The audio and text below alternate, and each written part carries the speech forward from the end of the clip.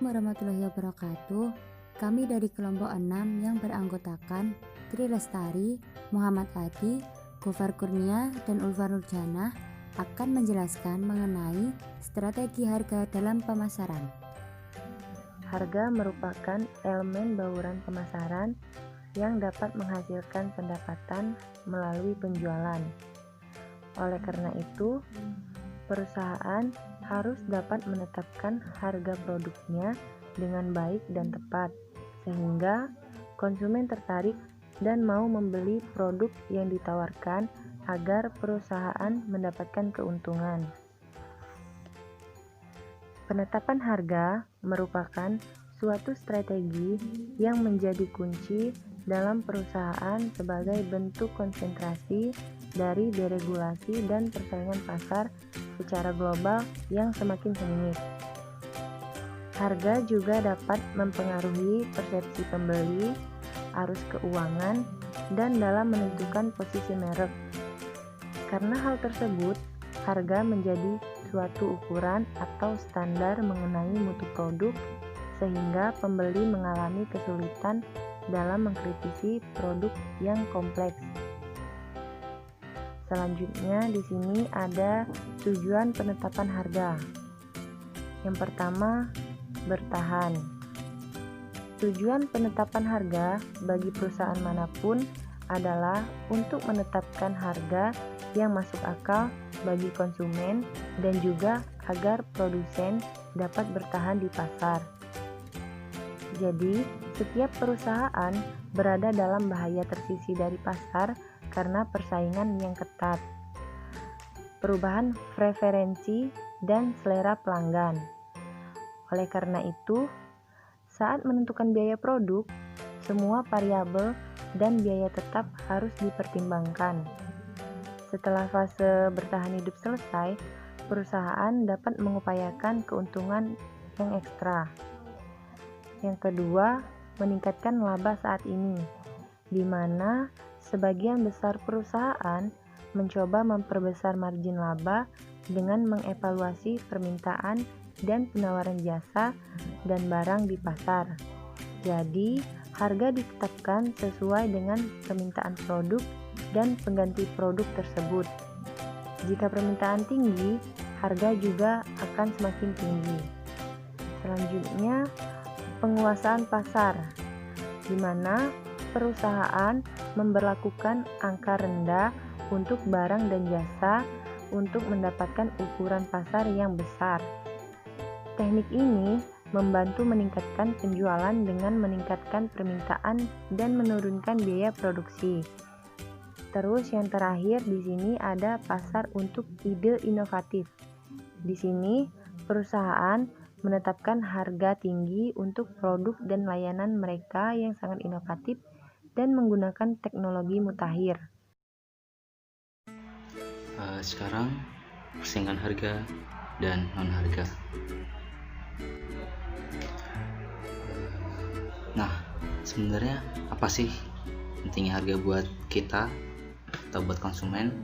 Di sini ada 4 hal yang dimana merupakan pentingnya dari harga.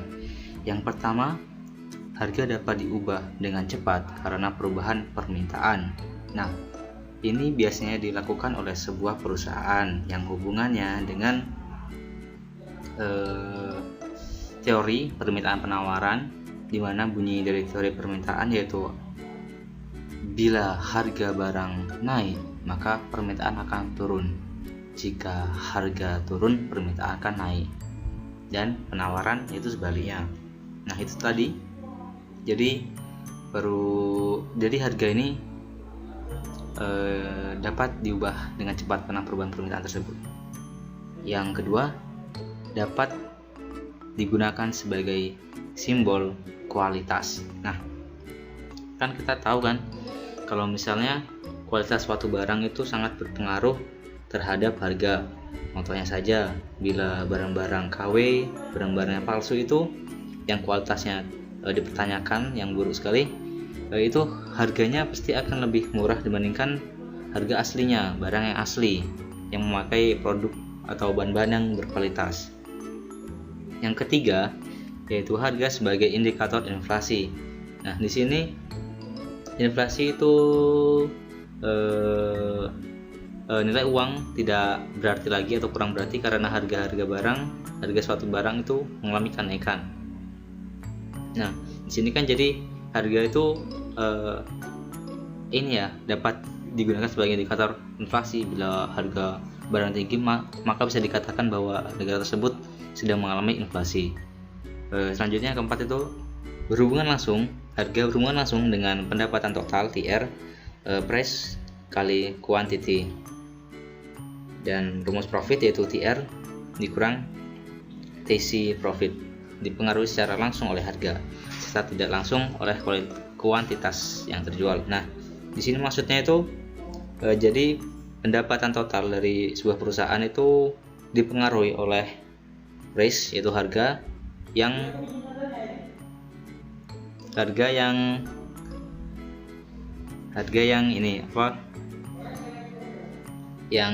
ditetapkan oleh perusahaan, harga jual satu barang.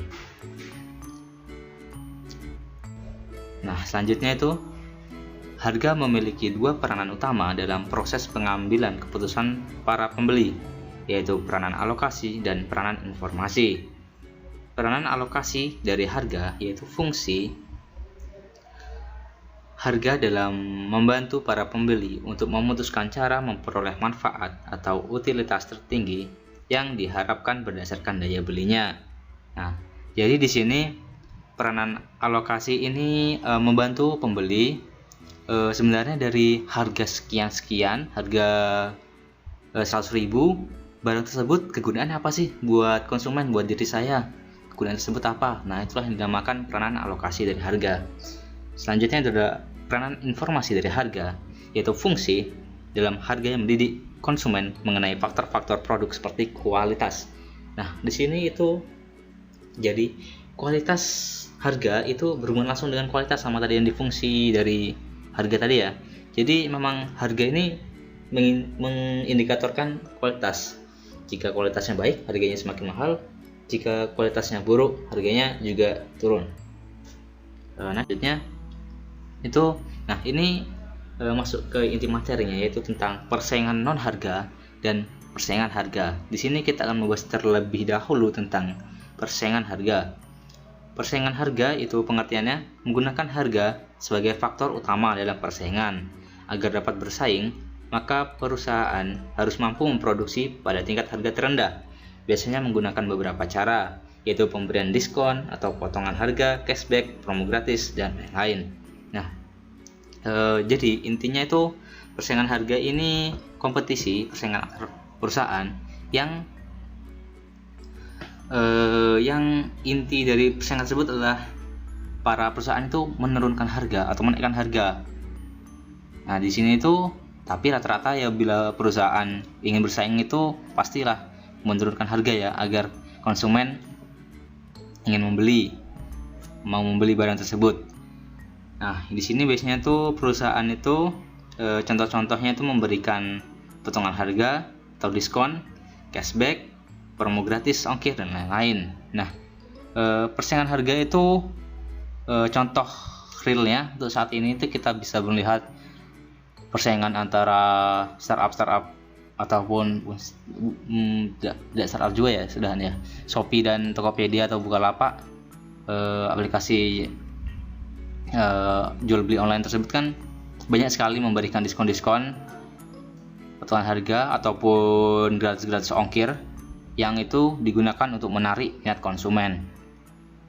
Nah, sebenarnya kenapa sih kok berani sekali ya perusahaan tersebut menurunkan harganya dan memberikan diskon-diskon yang banyak? Nah, sebenarnya perusahaan tersebut itu motifnya itu ingin menguasai pasar. Jadinya siapa yang alokasi dananya baik, maka itulah yang menang.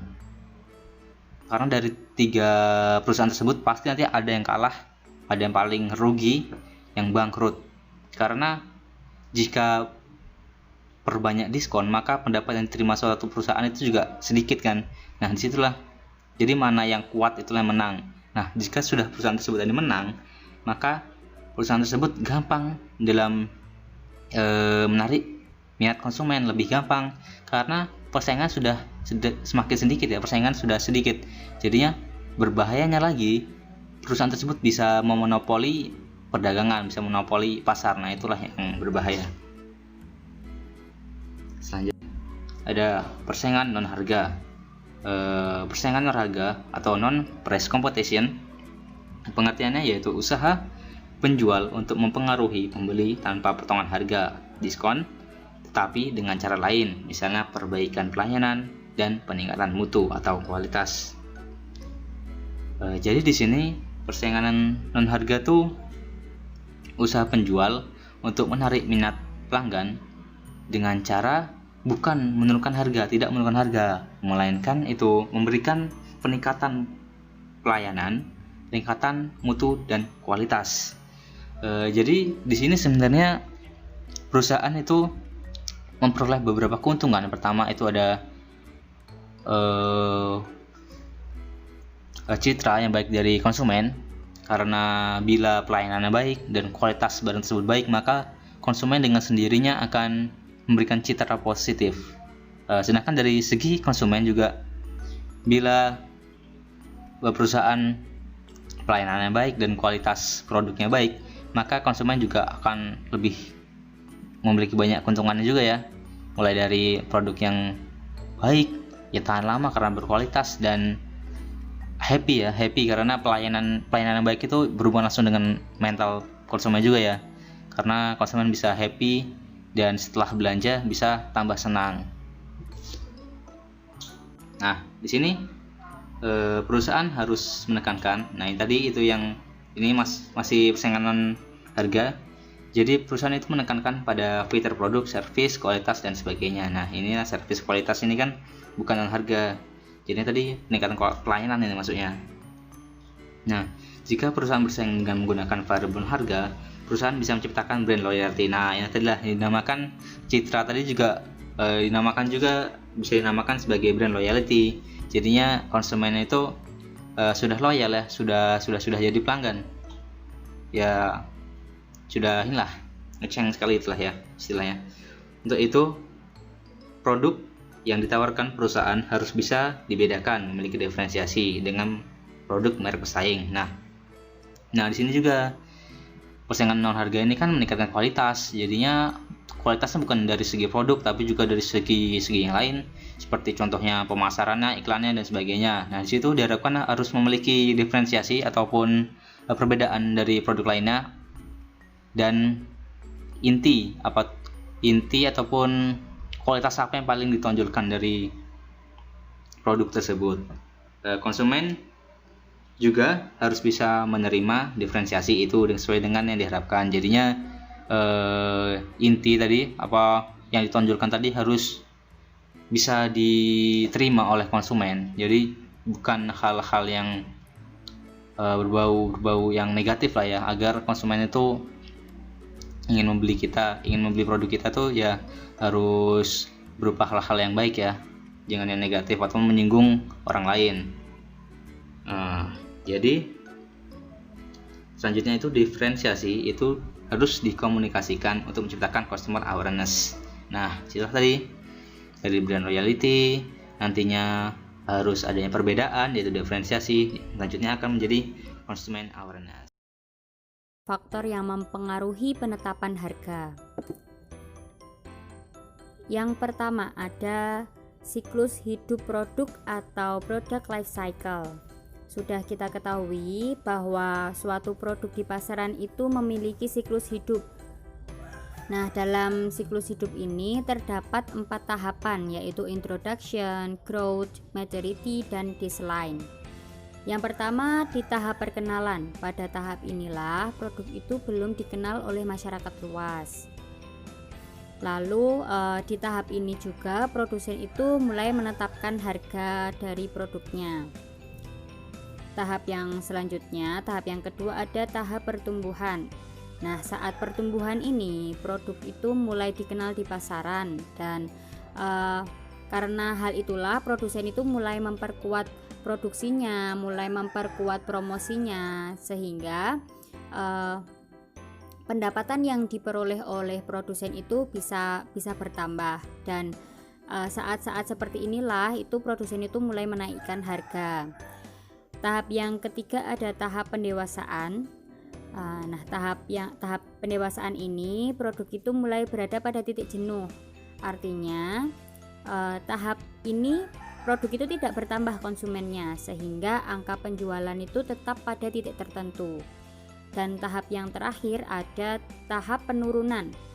Saat tahap ini penjualan produk mulai turun karena konsumen-konsumen itu mulai beralih pada produk-produk lain, produk-produk yang baru, yang lainnya, dan meninggalkan produk yang kita buat tersebut.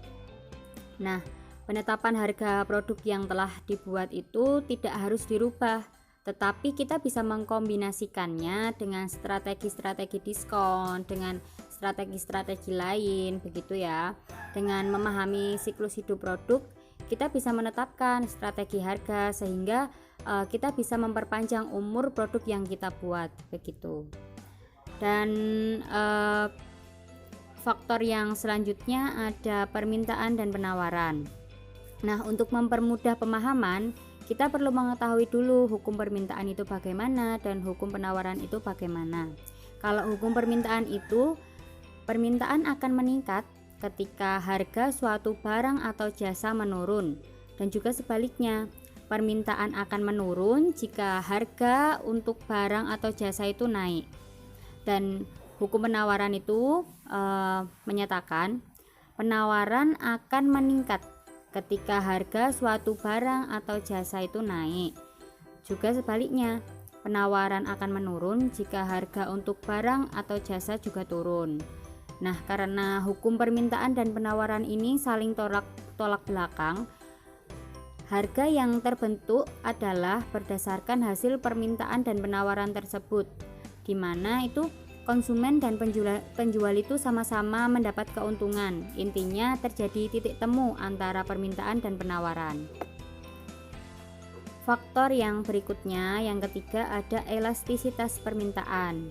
Nah, faktor lain yang dapat mempengaruhi penetapan harga produk adalah sifat permintaan pasar, di mana sebenarnya sifat permintaan pasar ini tidak hanya mempengaruhi penetapan harga produk saja, tetapi elastisitas permintaan ini juga akan berpengaruh terhadap volume penjualan barangnya, gitu. Lalu faktor yang keempat ada persaingan pasar. Nah, harga jual beberapa barang itu seringkali dipengaruhi oleh persaingan yang ada di pasar. Apabila seorang penjual itu menurunkan atau menaikkan harga jual produknya, nah, maka penjual lain atau kompetitor itu juga akan menaikkan atau menurunkan harga jual produknya juga, gitu. Dan faktor yang terakhir ada biaya produksi dan biaya pemasaran. Nah, jelas dasar utama penetapan harga adalah biaya yang dikeluarkan untuk memproduksi suatu produk atau biaya produksi, dan biaya yang dikeluarkan supaya produk kita bisa sampai pada tangan konsumen atau biaya pemasaran. Nah, kan bisa dikatakan bahwa biaya-biaya ini tuh adalah modal untuk memproduksi, sehingga kalau kita mau menetapkan harga, kita harus memperhatikan modal yang kita gunakan. Di sini saya akan melanjutkan dari pembahasan sebelumnya, yaitu tentang jenis dan strategi penetapan harga. Jenis-jenis penetapan harga. Dalam klasifikasi yang luas, para ahli membedakan pendekatan penetapan harga menjadi dua kelompok utama, yaitu penetapan harga berbasis pasar dan penetapan harga berbasis biaya. Pada kedua pendekatan ini memiliki beragam variasi, yaitu yang pertama basing point pricing, yaitu perusahaan menambahkan biaya pengiriman ke pelanggan berdasarkan lokasi mereka dari titik referensi tertentu. Jadi ketika ada pelanggan membeli barang, maka pelanggan tersebut dikenakan biaya pengiriman. Untuk yang kedua, pay product pricing. Strategi penetapan harga di mana perusahaan menjual produk sampingan pay product pada harga yang terpisah. Jadi selain mereka menjual produk utama, mereka juga menjual produk sampingan dengan harga yang berbeda guna menekan harga produk utama. Yang selanjutnya ada break-even pricing, yaitu perusahaan menetapkan harga jual produk di titik impas. Untuk yang keempat ada captive pricing. Perusahaan mengenakan harga berbeda untuk produk inti dan aksesoris produk. Jadi perusahaan menetapkan harga yang berbeda pada produk utama dan produk aksesoris. Untuk selanjutnya ada competition based pricing. Ini adalah praktik penetapan harga berdasarkan harga yang dikenakan pesaing untuk produk sejenis. Di sini perusahaan akan menetapkan harga berdasarkan harga yang digunakan oleh para pesaing untuk produk yang sejenisnya. Untuk yang keenam, discriminator pricing. Perusahaan menawarkan harga berbeda kepada kelompok pelanggan yang berbeda untuk produk yang sama. Jadi perusahaan menawarkan harga yang berbeda kepada kelompok yang berbeda pula, tetapi dengan produk yang sama. Untuk selanjutnya ada freight absorption pricing, yaitu bentuk spesifik dari praktik penetapan harga geografis. Untuk selanjutnya ada loss leader pricing, praktik penetapan harga yang lebih lunak daripada predatory pricing. Untuk yang ke-9 ada penetapan harga markup atau markup pricing. Perusahaan menambahkan margin keuntungan ke dalam biaya unit. Untuk selanjutnya ada peak load pricing, yaitu praktik membebankan harga berbeda kepada pelanggan sesuai dengan kondisi permintaannya. Untuk selanjutnya ada penetration pricing. Perusahaan menggunakan harga rendah untuk memacu penjualan. Terus yang terakhir ada predatory pricing. Perusahaan menetapkan harga di tingkat kerugian atau di bawah biaya rata-rata variabel untuk mengalihkan pelanggan dari produk pesaing. Kemudian ada 3 macam strategi penetapan harga, yaitu yang pertama, strategi penetapan harga berdasarkan biaya. Metode ini adalah yang paling standar dan paling banyak digunakan. Metode ini menentukan harga berdasarkan total biaya-biaya yang dikeluarkan untuk memproduksi produk yang dijual dan menambah sejumlah persentase terutama sebagai laba. Di sini ada 4 cara penetapan harga berdasarkan biaya, yaitu yang pertama ada cost plus pricing method, yaitu harga jual sama dengan biaya total yang dikeluarkan dalam produksi ditambah dengan laba.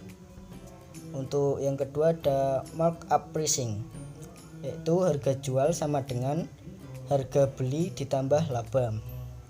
Untuk yang ketiga ada fixed fee pricing, penetapan harga berdasarkan jumlah biaya yang dikeluarkan. Untuk yang terakhir ada target pricing, penetapan harga yang dilakukan berdasarkan tingkat pengembalian investasi. Untuk strategi yang kedua yaitu strategi penetapan harga berdasarkan kebutuhan atau keinginan. Strategi yang lebih mengutamakan kondisi ataupun kebutuhan konsumen. Strategi ini memungkinkan adanya perbedaan harga meskipun produknya sama, akibat beberapa faktor tertentu seperti letak geografis, waktu, dan sebagainya. Dalam strategi ini ada 2 cara penetapan harga, yaitu price sensitive method dengan tujuan untuk melakukan pendekatan terhadap kebutuhan atau permintaan konsumen dan didasari persepsi konsumen terhadap nilai atau value produk yang diterima, apakah sebanding atau tidak, dan bisa mengukurnya dengan PSM. Untuk yang kedua, diskriminasi harga, yaitu kebijakan untuk menentukan harga jual yang berbeda-beda untuk satu jenis produk yang sama dalam satu segmen pasar. Faktor yang bisa mempengaruhi diskriminasi harga misalnya wilayah, konsumen, waktu, kualitas, dan bentuk produk. Untuk yang terakhir yaitu strategi penetapan harga berdasarkan harga persaingan. Strategi ini menyoroti harga produk sejenis yang dikeluarkan oleh industri pesaing. Dalam strategi ini ada dua cara untuk penetapan harganya, yaitu melalui cara perceived value fixing, penetapan harga jual berdasarkan harga jual rata-rata produk sejenis. Jadi sebelum perusahaan menetapkan harga, mereka melihat atau membandingkan harga-harga para pesaing dan mengambil rata-rata harga produk tersebut dan ditetapkan sebagai harga jual produk dari perusahaan tersebut. Untuk yang kedua, select bid pricing, yaitu penetapan harga jual berdasarkan penawaran yang diajukan oleh pesaingnya. Cukup sekian dari kelompok kami, kurang lebihnya mohon maaf. Apabila ada kesalahan tutur kata, kami mohon maaf yang sebesar-besarnya. Akhirul kalam, wassalamualaikum warahmatullahi wabarakatuh.